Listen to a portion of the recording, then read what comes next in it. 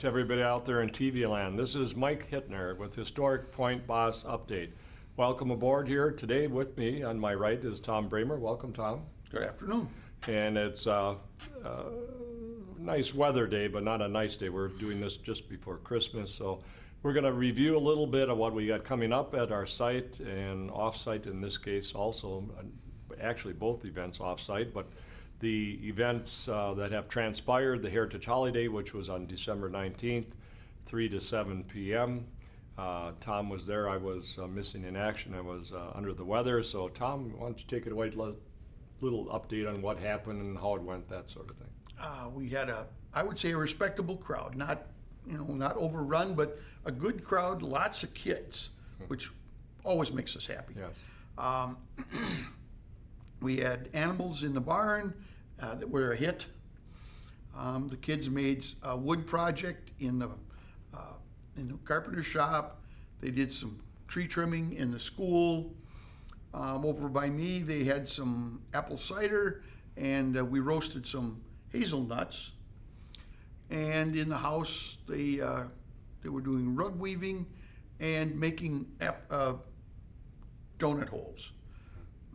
Fabulous donut holes. I heard that recipe was really good. I talked to Stella and she said, they were excellent. I was in the house Monday and it still smelled like a really good bakery in there, yes. Even a whole day and a half later. So it was a good show. And that was a project of Mary Crump's, I Yep. think, and Yep. so Mary kind of runs the house, so Yep. that was a great idea. How did the animals go over? I think you had what? Ted was in with the animals? Ted was with the animals in the barn. You had what now again? You had A donkey, a heifer, and a goat. a goat. And they were really, the people like it, and they're very friendly. The donkey in particular, that's Mary's, Mary Crump owns the donkey. And very easy to, not skittish. The heifer in the goat, of course, was trying to get out all the time. Yes. But that's normal for Yeah. goats. I mean, If he wasn't trying to get out, we'd be a oh, little he'd be worried. sick. Yes. Yeah. But they like that a lot, and I think we had a really good day. Yeah, I think we were kind of comparing it, Tom and I, on the telephone the other day, and the year before there was snow on the ground and it was a full moon, added a little bit to the ambiance. We just didn't have it. We had a pleasant day. It was 30 degrees and light wind and no snow, but I mean, for this time of year, it could be 10 below zero. We never know. Yeah, and it wasn't raining, and Yeah, so that was good, and we're probably looking at tweaking a little bit the time slots we've been doing. 3 to 7, we started 4 to 8, and then we went 3 to 7 for a couple of years, and we're probably looking at a 1 to 4 next year. Or I think 5. Or 1 to 5 next year we'll try. Seems like after dark, though it could be really, I think, a good time for people to come out. It seems like it drops off right about time it gets dark, 4:35, 5:30, somewhere in there. And so we're probably looking at tweaking the time a little bit, 1 to 5. Maybe it'll make it easier for families to come out. Dark maybe, and maybe we're going across meal times. Maybe that's an issue. I think that's probably as big an issue as any. I know we serve things out there, but I mean, they're more snacks, so it's not like you come out and get a meal or anything. So I think that, especially when you're dealing with kids, and we know as kids and the ones we've raised ourselves as our children, they can eat all the time, especially when they're young. I mean, so it's one of those things that I think we'll tweak. We'll probably do 1 to 5 next year. It'll be on the website and also in our advertising as it gets closer. We're 12 months away from that, so I think the 17th, if I remember right. I think December 17th. I think you're right, and Yeah. that's as early as we can possibly do it. Right. With the Saturday before Christmas. Right. So. So thanks to all the volunteers, all the people that came Oh, out yeah. for Heritage Holiday. It was a great time. Great time. I think Tom's idea of the live animals is a great thing. I think kids are just drawn to animals like a magnet, and the ones that we have that come out are very used to people touching them and petting them, so it isn't like you got to worry about getting nipped or anything. So I think that's a great addition, and of course we had a little snow, and we're trying to get you back to that feeling of, the manger, and of course we have a manger there, and we have straw and hay, and so we're trying to get back to some of the basics there. So I think it was successful. We want to talk now about a couple events coming up. One is in January, which isn't too far away, just a week or so. And then one is in February. We want to touch just a little bit on the February one, but spend a little more time on the January one just to give you an update on that. In January, it'll be January 31st. It's our historic ice cutting on Nepco Lake. Now, we're a small part of the Port Edwards Lions fishery that they have on Nepco Lake, and they've been doing this for many, many years. We joined them probably about 10 years ago or so, and we're a part of that. What the Port Edwards Lions was looking to do is to make it more family friendly, and of course we deal with a lot of families, and it's one more aspect of what they're presenting out there, which makes a very nice event for families to come out and enjoy. Mm-hmm. So we do ice cutting with historic saws, and we do all the ice cutting. Right now, it doesn't look like we have any ice, but we've had it worse before, folks. Don't worry about that. And I see a little skim ice, so I'm not too worried about it yet. And we're still a month and a week away. So January 31st is when they have their fishery, and we start about 9 o'clock in the morning. We won't be cutting anything. We probably just get on the ice about 9. It's probably 9:30 before we start cutting. We cut normally to noon, maybe 12:30, 1 o'clock. We're on the ice from 9 to 2. There's somebody there, representative of us, that will talk to you about what we've done and maybe let the kids cut ice blocks. We bring a few blocks out of the water that we don't take down the site, and we let the kids work on them on the ice where it's a little safer for them. They don't have to worry about slipping or sliding or anything, and they can try their hand at ice cutting and cutting some of those cubes of ice. And usually we're looking at 16, 18 inches by 12 inches or so, and a pretty good sized cube. Tom, what is the amount we usually get? I mean, is it 40 or? We did 48 blocks last year. We have a little bigger ice house, as you were in there last year, Yes. but I can see where you could get confused how many, because they keep coming, don't Yes, they? yes. No, I think we got enough. I used to Yeah, say. there was, I think, 48.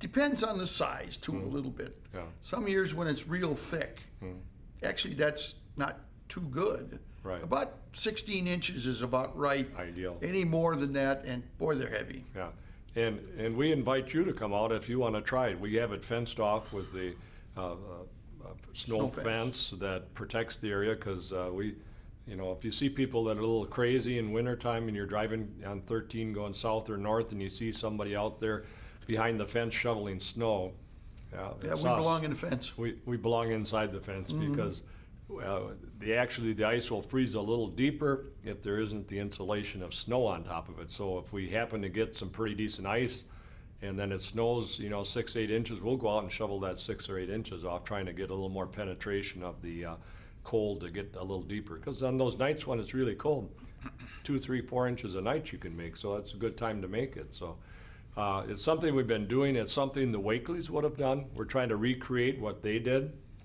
They certainly would have had an ice house, probably cut it on the creek or the river. For us, it doesn't work too much because the river is shifting and we don't know how thick it is, and we wouldn't want to get people on the ice out there without possibilities of liability, and some harm could come to somebody. So on Nepco Lake, it works good. We know we're in about 7 or 8 foot of water. It works good. It's all fenced off. We control access. That works good for us.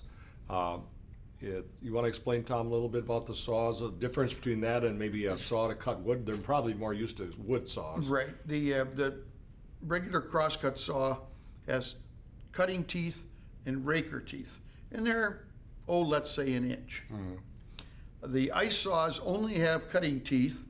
They're slanted forward, much like a hand wood saw, but they're about 1.5 to 2 inches. John keeps them nice and sharp, and the weight of the saw, they're heavy. The weight of the saw actually cuts the ice. We don't have to push down, you just slide it back and forth, and each time you go down, it cuts. Years and years ago, they would have, for a commercial ice harvest, they would have used a plow pulled by a horse. Yeah, when you see those pictures of these big warehouses, I mean, this was probably the 3rd largest export from the United States up till probably the turn of the century. Right. And so there was a big commercial business. We're talking now about a product that was made for a family's use Right. and storage of of Yeah. their perishables. But we do have an ice plow, if people want to take a look at it. It'll be at the site. And it'll be at the site. There's a couple parts missing, we're working on that. But the ice then has to be taken out of the water. In a big operation, they would have had a chute that went down into the water, they would back it up in there. Kind of and like a conveyor belt. Well, yeah, or just a trough Yes, that they would bring it up. We kind of use brute force. yeah. And And we use some of the old-fashioned tongs. Uh-huh. And if the block is heavy, and some of these blocks can be up to about 100 pounds. So what you do is you kind of bounce them in the water to get the momentum to get them out. And then sometimes you got somebody holding on to you because you may end up in with the ice block. you want to, if it's too big, you want to have somebody hanging on your shirt tail. Right, because we do wear things that, help us to get a grip on ice, but sometimes when the ice is wet from pulling out blocks and you got an extra heavy block, you need all the help you But can we've get. never lost anybody. No. Never even got anybody wet. No, a little splash. Well, a here. little splash, but I mean, we've never had anybody Like go in the fall in, lake. right. And it's been how many years? Probably- My goodness. Probably about 17, 18 Yeah, years from something like start. that, We yeah. started on a pond and private property, and then we went to a cranberry marsh across from our site, and now we're down Nepco Lake. And I think the Nepco Lake one works wonderful because we have all this access. The public can get up and around us. There's plenty of room. It's a public event already. It's Yeah. the Port Edwards Lions Fishery, and by the way, they do a great job, and then we're very supportive of them, and then they have been supportive of us over the years and been working with us actually since we started pretty much. Port Edwards Lions and some of the same people, and of course on our end some of the same people too. So it's a good marriage of both, and it's a lot of fun. The kids come out and watch it, and like I say, they can cut a block a little bit on the shore. We got little trim saws and everything. One of the things I was thinking of as we were talking about it, Tom, is that I usually go down and pile the ice blocks up, and of course it's with sawdust in between and around them and everything like that. I have to make sure that they're pretty squared off, because the tendency is this thing, if it starts a little crooked, the whole thing, as I know last year we had to use some shims and things to get it, and you still have to use some of that, but it can get to be quite a project if you don't have them fairly. So I think probably at the site is the best place to square them off. Oh, yeah, They got yeah. more time there. Yeah. They got the space, they got the saws. We sometimes take maybe one trim saw back with us just in case we have a problem or something. But we've got quite a system out of it, I think, over the years. Unfortunately, it'd be kind of nice to take them by sleigh or sled to the site, but we're doing it at Nepco Lake. We're too far away. It doesn't work that way. So we do take them by truck, and we slide them up. And usually two people are sliding the blocks up off a couple planks into the bed of the truck, take them to the site, and we slide them on another set of planks into the ice house. Usually the truck bed is a little higher than where the ice is being piled, at least to begin with, and then of course after that we start lifting them or putting it up more of an angle. So, and we collect at least 2, probably 3 trailer loads of sawdust, which is important. We had sawdust from the year before, and if you've been down to the site, you know that we use the sawdust on the trails. Use sawdust once it absorbs water is not insulative anymore. It won't insulate, won't keep it cold. So we have to take it out of the ice house, and then we spread it on the trails, and that's why you kind of, sometimes people say follow the yellow sawdust trail, and it'll lead you right to our site on the west side of the creek. So, and we want to talk a little bit also about our winter feast, and that's on Saturday, February 20th, and that's at the Nekoosa Area Senior Community Center. It's on 416 Crestview, I believe it is, and that's February 20th. A new location, folks. Great facility. Dan Schmidt is our contact with the city. They got a beautiful facility down there. We've been there a couple times. They got beautiful kitchens. What brought us probably to their site, besides it's a beautiful facility, is that we don't have to tear down. If you've been with us, whether we were at the old Buren Community Hall years back or at the Knights of Columbus, which we enjoyed a great relationship with the KCs there, is that we always had to tear down about half the tables to make room for dancing in the second part of our event after the meal time. This site is big enough, you don't have to tear tables down, so it's seamless. We go from one thing to the next thing, no tearing down. And so I think you're gonna enjoy this site. The Nekoosa area senior community site is beautiful. I mean, if you haven't been there, this would be a good opportunity for you to check it out. A lot of people use it for everything from wedding anniversaries and all kinds of things. It's used in the Nakusa community. And one of the things I was thinking about when I was driving here to visit with Tom and with you folks was that we're Nakusa based. And if as much as we can get centered in Nakusa is better for us.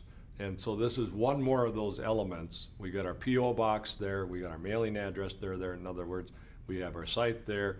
And this is one more element that adds to that. We could be, early years we had a Wisconsin Rapids post office. We did things, because of whatever. Of course, this senior center wasn't available years ago. But now that it is available, I think it brings us in the Nakusa community, which we're a part of because we're just east of Nakusa, excuse me, on the Wisconsin River. So it's a great time. Tom, let's talk a little bit about, you're usually working in the kitchen. Do you have an idea on menu yet at this point? Kind of. You've got some ideas. Yeah, we're going to do chicken, and we'll probably do ham. That's the latest that we've been talking And about. when we talk menu, we usually have a couple domestic meats, Yep. things that aren't wild, and then our specialty is, for a lot of people like to come, is we have a number of wild items, and that's what people look forward to. I know we're going to have rabbit. We're supposed to have some raccoon again. Got venison. There is venison. Yes, there is. Past that, I'm not positive. I told the trappers that I wouldn't bug them until after Christmas. So You got to wait 3 I days. got about another couple of weeks. Then there's going to be phone calls made. Right. We'll have homemade sauerkraut. I'm thinking scallop potatoes this year That'd be rather nice. than mashed, Yeah. just because we haven't done it for a long time. Right. We'll do dressing and gravy and vegetables of several different kinds. Lord only knows. Like I say, we kind of have to see what kind of provisions we get. We sort of operate the menu the way pioneers would. What do we got in the larder today? Yes. But we've always had plenty and whatever. Tickets are $15 in advance, and we really, really want you to get them in advance. I'm not very good at this multiplying loaves and fishes thing. Right. So and we need to know at least a respectable close number to what amount of people we're having. Yep. Because I know some years, and this was only about probably 2 or 3 years back, people were coming at the door, hadn't reserved any tickets and hadn't bought tickets in advance. And I'd go into Tom about 2 or 3 times in the kitchen. I said, Tom, there's 3 more people came. Do we have enough food? And Tom would, he's pretty well exasperated by now anyway, because it's been a 3-day process at this point. But he said, I think we'll have enough. And so I did that to him about 3 times. At one time we set up extra tables, even that particular event. Certainly we enjoy all the people that come. It's better if we know in advance that you're coming than if you surprise us. We'll take surprises, but we prefer. But it's going to cost you $3. $3 extra. Yeah, sales at the door are $18. If you decide on Friday, I can come on the 20th. If you call in, we'll have 2 ticket sales outlets this year, besides any member. Right. Family Natural Foods and the Country Freckles on the east side on A Street. That's new, and I just talked to her today, confirmed that she will be a ticket outlet. There'll be a nice big sign out there. We're going to work on that Monday. You don't know that yet, Okay. but we're going to get a sign ready And so Country that she's... Freckles, for you folks that don't know, is next to Burger King. Right across the street from Burger Very King. nice, handy location. We wanted to get Easy something in and out. on the east side of town, Yes. and that's a nice access for people that. You watch for, there'll be a white sign with the black changeable letters, and we'll get that up there reasonably soon so that you can get your tickets. We'll do music beforehand. I'm not positive who the music will be. I know who we want, and we've contacted them, and they're just waiting to make sure that everybody in the band can make it that day. We'll have, during the gathering from 4 to about 5, we'll do gathering, get to meet your friends and make some new ones. They'll be playing, then we'll have supper. There's some raffles. And then after supper, there'll be more music. We'll have some little dancing. and then more music, Yep. and by 8 o'clock, We say goodbye. yep, it's time to go home. It's for you folks that haven't been there. I know many of you've been there, and we've had some people that I think have been there almost every year, and some that come maybe every second or third year. But a lot of people even bring friends, and what we've found is it's a very fast time for us, even the people that are working. I mean, the gathering starts at 4, and they have some hot apple cider, and they have some summer sausage, and they have some cheese. crackers and cheese and stuff like that. And first thing, I usually ask for people to sit down about 10 to 5, and we make some announcements, tell you how the evening's going to go and what things are going to happen and when, and then we have a grace before the meal, and then we start out, and it's you know, help yourself, and you know, we have seconds there, folks. If you like, you know, We've never run out of food yet. if we have raccoon and you like raccoon, and when you're through eating and everybody else is through, and then you're welcome to go back or get more venison or chicken or whatever specialty you like. We always have dessert. It started in the fall originally, and it started in early December. And what it really was kind of a Christmas and Thanksgiving kind of rolled into one. Now, we've kept the same menu, we've just changed the time of year. It used to be in the fall, but then we had Nutcracker, and we had a lot of Christmas parties, and it was just a Madrigal dinners, now there's several of those. right. And It was just congested time of the year, so we decided to go to February because by then, and we're copying a little bit what Robert Wakely actually did. He had cotillions, which were gatherings of people. When people got the cabin fever, they wanted to get out of the house, they wanted to do something. We have actual, newspaper clippings that are reports that tell about Robert Wakely's cotillions and what a great time people had. And they came from all over, neighbors and people from a little further afar. And so we're trying to recreate that. And now we're actually recreating in about the time that they did them. Because normally they were done in like end of January, February, or early March. And so we're recreating that. So I think you'll enjoy it. It's at the Nakusa Senior Center. And it's a great facility on Crestview Lane. We'll have signage down there for you. I think we're going to print on the back of the tickets a map so that you can find it, so you won't have any problems. We'll have a sign down there, probably a lit sign if we can do it, that'll show direction. Of course, it won't necessarily have to be in end of February at 4 o'clock because people are coming and it's going to be light enough. I think that won't be a problem. So I think you're going to love the facility. And of course, everything else that goes with it, the ambiance. We've been in discussion a little bit with the Silver Foxes from Community Theater about they got a little presentation they could maybe do. So, that we've had choral groups in the past. We've had all kinds of things. So it's a real mixture in people that come to really enjoy. If you don't want to dance, that's fine. Just love to listen to music. And the group we're looking at, we had back probably 5-6 years ago. 5-6 years ago, Twin Hill String Band out of Denmark, Wisconsin. Wonderful group. I mean, very appropriate music to the period. Yeah. They can play the dance music, the contra type music, and so that's good. And you got to come out and see Tom do. He calls that. And from what I understood, I left a little early last year, but he did a wonderful job at it. So that's what I heard from everybody, Tom. So. Well, they asked me if I was nervous, and I said no, I was too busy being terrified to be nervous. Yes. Right. So that's on Saturday, February 20th. We're going to have a theme. Will be like President's Day because it's about that same time that President's Day. So we'll have that red, white, and blue theme, and a good opportunity to invite a friend or a family member or some co-workers. You bring them down to the event. I think you'll enjoy it. So, 2 events for you. January 31st, our historic ice cutting at Nepco Lake, part of the Port Edwards Lions Fishery, and that goes from we get on the ice about 9, start cutting about 9:30. We're done cutting about 12:30 or so, but some will be on the ice until 2, explaining what we're doing. And if you want to come down the site and see us pack the ice with sawdust and all that sort of thing, that's great. You're invited to go to both spots. And then on February 20th, Winter Feast. New location this year at the Nakusa Area Senior Community Center. That's on 416 Crestview, just close to the schools down there.